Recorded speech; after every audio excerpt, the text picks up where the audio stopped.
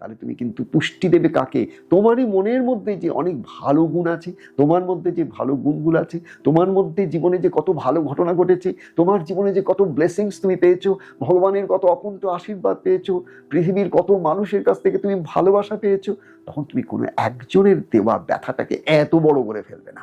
তোমার জীবনে একটা ঘটনা যেটা হঠাৎ করে দুর্ঘটনার মতন আপাত দৃষ্টিতে লাগছে, তাকে এত বড় করে ফেলবে না। যেটা একটা অমঙ্গল মনে হচ্ছে, যেটা সেই আপাত অমঙ্গল যেটা মনে হচ্ছে, তাকে তুমি এত বড় করে ফেলবে না। তুমি আস্তে আস্তে তখন নিজেকে পুষ্টি দেবে কোনটায়? একমাত্র সেটাকেই পুষ্টি দেবে যে তোমাকে আস্তে আস্তে একটা স্টেবল গ্রাউন্ড অফ মাইন্ড দেবে, যে না, আমার মধ্যে আত্মারূপ ঈশ্বর আছেন, তিনিই একমাত্র সত্য, আমি সেই সত্যের উপাসক, আমি সেই সত্যের পিপাসু হব।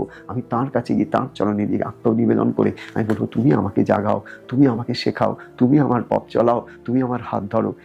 আমি যেন সত্যের পথে থাকতে পারি, ধর্মের পথে থাকতে পারি, তবেই আমি আনন্দ লাভ করতে পারবো।